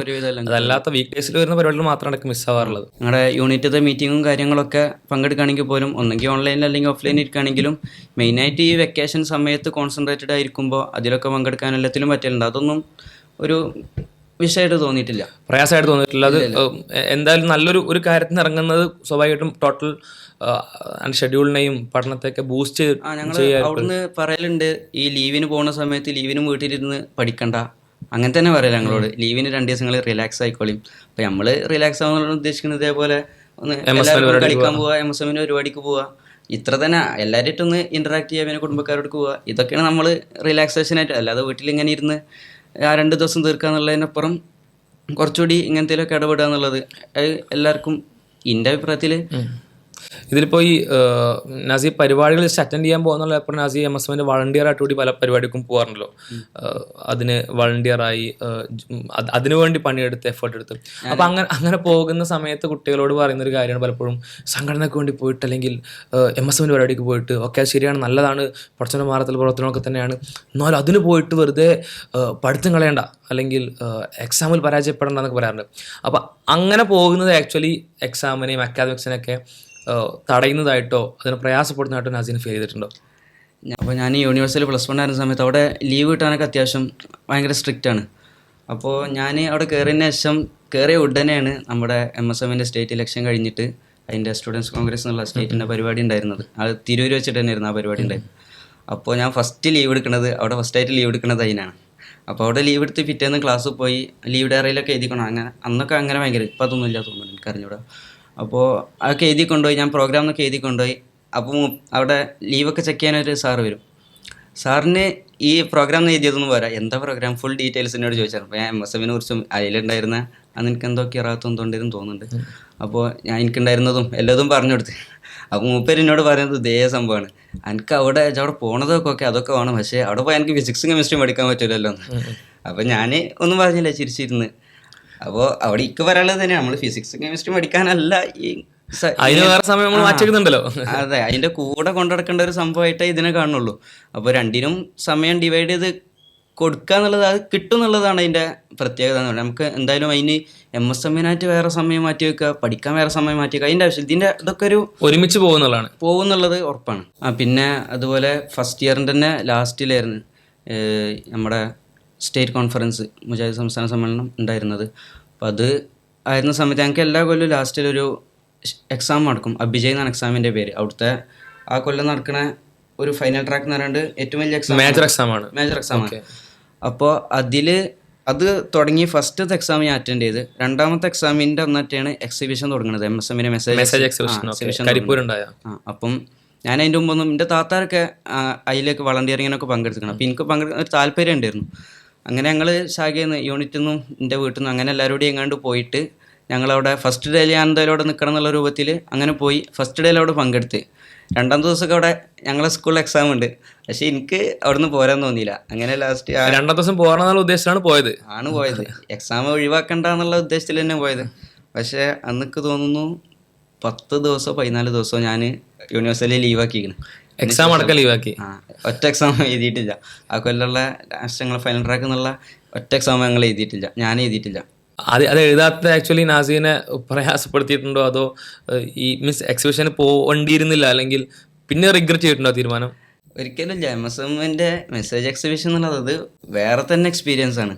അത് ഞാൻ പറയുമ്പോൾ അതൊക്കെ ലൈഫ് ടൈമിൽ ഒരൊറ്റല്ലേ കിട്ടുള്ളൂ. ഈ എക്സാംസ് നമുക്ക് അപ്പം എഴുതാത്തത്, അത് കഴിഞ്ഞാൽ നമുക്ക് 2 മാസം 1 മാസത്തെ വെക്കേഷൻ ഉണ്ട്. ആ വെക്കേഷനിലും ഞാനപ്പം ലീവാക്കുമ്പോൾ വിചാരിച്ചിരുന്നത് അതാണ്, ഇനിയിപ്പോൾ ഇത് പോയാലും അടുത്ത മാസം എന്തായാലും വീട്ടിലിരിക്കുകയാണല്ലോ, അപ്പോൾ നമുക്ക് തിരിച്ചു പിടിക്കാന്നുള്ള ആ ഉദ്ദേശത്തിലും കൂടിയാണ് ലീവാക്കിയത്. അപ്പോൾ അത് കഴിഞ്ഞ് പിന്നെ +2 മുതലാണ് ഞാൻ സീരിയസ് ആയിട്ട് പ്രിപ്പറേഷൻ തുടങ്ങുന്നത്. ആ +2ലുള്ള സീരിയസ്നെസ് കൊണ്ടാണ് എനിക്ക് എന്തായാലും റിപ്പീറ്റിൽ ഇത്രയും ഇതിക്കെത്താൻ പറ്റിയത്. അത് ആ +1 അങ്ങനെ ഒഴിവാക്കി എന്നുള്ളത് ഒരു പ്രശ്നമായിട്ട് എനിക്ക് തോന്നിയിട്ടില്ല. ഓക്കെ, അതായത് പ്രയോറിറ്റി അനുസരിച്ച് ഇപ്പോൾ ചില സമയങ്ങളിൽ നമ്മൾ ചിലപ്പോൾ സംഘടന പരിപാടികൾ ചിലത് ഒഴിവാക്കിയിട്ട് പോകേണ്ട, അക്കാദമിക്സ് ശ്രദ്ധിക്കേണ്ട, ഒരുപാട് പ്രയോറിറ്റി കൊടുക്കേണ്ട വിഷയങ്ങൾ അക്കാദമിക്സിലുണ്ടാവും. അതേപോലെ തന്നെ അത്ര ഗൗരവമൊന്നും ഇല്ലാത്ത അക്കാദമിക്സിൻ്റെ വിഷയങ്ങൾ അഡ്ജസ്റ്റ് ചെയ്തിട്ട് നമ്മൾ മിസ്സാക്കാൻ പാടില്ലാത്ത പടച്ചോൻ്റെ മാർഗ്ഗത്തിലുള്ള ഒരുപാട് വിഷയങ്ങളുണ്ടാവും. അപ്പോൾ പ്രയോറിറ്റി നമുക്ക് അങ്ങനെ ബാലൻസ് ആയിട്ട് കൊടുക്കാൻ പറ്റുന്നതാണ്. ഇപ്പോൾ നാസി പറഞ്ഞ പോലെ തന്നെ മെസ്സേജ് എക്സിബിഷൻ പലവണ ഉണ്ടായിട്ടുണ്ടാവും, ഇനിയും ഉണ്ടാവും. പക്ഷേ കരിപ്പൂർ സമ്മേളനത്തിനുണ്ടായ ഒരു 1,00,000-ലധികം ആളുകൾ പ്രബോധനം എത്തിച്ച, ഒരുപാട് ആളുകളിലേക്ക് സോഷ്യൽ മീഡിയയിലൂടെ കണ്ടന്റ് എത്തിയ അത്രയൊരു എക്സിബിഷൻ്റെ ഭാഗമാകാൻ പറ്റുക എന്ന് പറയുന്നതിനെ കമ്പയർ ചെയ്യുമ്പോൾ ചിലപ്പോൾ അത് നമ്മൾ വേറെ എന്തിനും അപ്പുറം ചിലപ്പോൾ അത് ചൂസ് ചെയ്തേക്കാം. അപ്പം അങ്ങനെ തിരഞ്ഞെടുക്കാൻ പറ്റണം എന്നുള്ളതാണ്. അല്ലെങ്കിൽ അത്തരത്തിലൊരു ബാലൻസ് ജീവിതത്തിൽ ഉണ്ടാവണം എന്നുള്ളതാണ്. ഏതെങ്കിലും ഒരു മേഖല മാത്രം, കരിയർ മാത്രം, അല്ലെങ്കിൽ ഈ മത സൈഡ് മാത്രം, ഒരിക്കലും ഇസ്ലാം പോലും അങ്ങനെ പറയുന്നില്ല. അപ്പോൾ അത് ബാലൻസ് ചെയ്തിട്ട് മുന്നോട്ട് കൊണ്ടുപോകാൻ പറ്റണം എന്നുള്ളതാണ്. അങ്ങനെ കൊണ്ടുപോകാൻ പറ്റുകയാണെങ്കിൽ നമ്മുടെ ജീവിതത്തെ ടോട്ടലി ബൂസ്റ്റ് ചെയ്യുകയാണ് ചെയ്യുക. എല്ലാ തലത്തിലുള്ള പെർഫോമൻസ് നമ്മളെ അത് എൻഹാൻസ് ചെയ്യുക. അപ്പോൾ ഒരു ഡോക്ടറാകുന്ന സമയത്ത് നാസിന് ഒരുപാട് ആളുകളെ സേവിക്കാൻ പറ്റും, ഒരുപാട് ആളുകൾക്ക് നന്മ ചെയ്യാൻ പറ്റും. അപ്പോൾ നമ്മൾ അതല്ലാത്തൊരവസ്ഥയിൽ ഞാൻ ഡോക്ടർ അല്ലെങ്കിൽ എനിക്ക് ഡോക്ടർ അല്ലല്ലോ, അപ്പോൾ എനിക്ക് ചെയ്യാൻ പറ്റുന്ന, എനിക്കൊരാൾക്ക് ചെയ്തു കൊടുക്കാൻ പറ്റുന്ന സഹായത്തേക്കാൾ കൂടുതൽ വലിയ സഹായം നാസിന് ചെയ്തു കൊടുക്കാൻ പറ്റും. അപ്പോൾ അക്കാദമിക് സൈഡിൽ നമ്മൾ വളരുക എന്നുള്ളത് നമുക്ക് നന്മ ചെയ്യാനുള്ള ഒരു സാഹചര്യം കൂടി ഉണ്ടാക്കുന്നുണ്ട്. അതേസമയം നന്മക്കുള്ള വേറെ പ്ലാറ്റ്ഫോമുകൾ ഈ അക്കാദമിക് സൈഡിലെ വളർച്ചയ്ക്ക് വേണ്ടി പൂർണ്ണമായി ത്യജിക്കുക എന്ന് പറയുന്ന കാര്യം നമ്മൾ സംഭവിക്കാൻ പാടില്ല, നമ്മൾ ഉണ്ടാകാൻ പാടില്ല. അത് രണ്ടും ഒരേ സമയം ബാലൻസ് കൊണ്ടുപോകാൻ പറ്റണം. അപ്പോൾ നാസിന് അങ്ങനെ കഴിയട്ടെ എന്നുള്ളത് പ്രാർത്ഥിക്കുകയാണ്, ആശംസിക്കുകയാണ്. ഹിഫ്ളാണെങ്കിലും സംഘടന പ്രവർത്തനമാണെങ്കിലും ധാർമ്മിക പ്രസ്ഥാനത്തിൻ്റെ ഭാഗമായിട്ടുള്ള പ്രവർത്തനങ്ങളാണെങ്കിലും പഠിച്ചോനിലേക്ക് അടുക്കുന്ന മറ്റു പ്രവർത്തനങ്ങളാണെങ്കിലും അക്കാദമിക് വിഷയങ്ങളാണെങ്കിലും ഒക്കെ ഏറ്റവും നന്നായിട്ട് മുന്നോട്ട് പോകാൻ പറ്റട്ടെ. ഒപ്പം തന്നെ ഈ വീഡിയോ കാണുന്ന ഓരോരുത്തർക്കും നിങ്ങളുടെ മക്കൾക്കും എല്ലാം അത്തരത്തിലൊരു സാഹചര്യം ഉണ്ടാവട്ടെ എന്ന് ആശംസിക്കുകയാണ്. ഈ വീഡിയോയിൽ നിന്ന് എന്തെങ്കിലും പ്രചോദനങ്ങൾ പാഠങ്ങൾ ഉൾക്കൊള്ളാൻ പറ്റിയിട്ടുണ്ടെങ്കിൽ അത് ഉൾക്കൊള്ളുക. ഏറ്റവും നല്ല രീതിയിലേക്ക് നമ്മുടെ ജീവിതത്തെ ക്രമീകരിക്കാൻ വേണ്ടി ശ്രമിക്കുക. ഈ വീഡിയോ അവസാനിപ്പിക്കുന്നു. അസ്സലാമു അലൈക്കും വറഹ്മത്തുള്ളാഹി.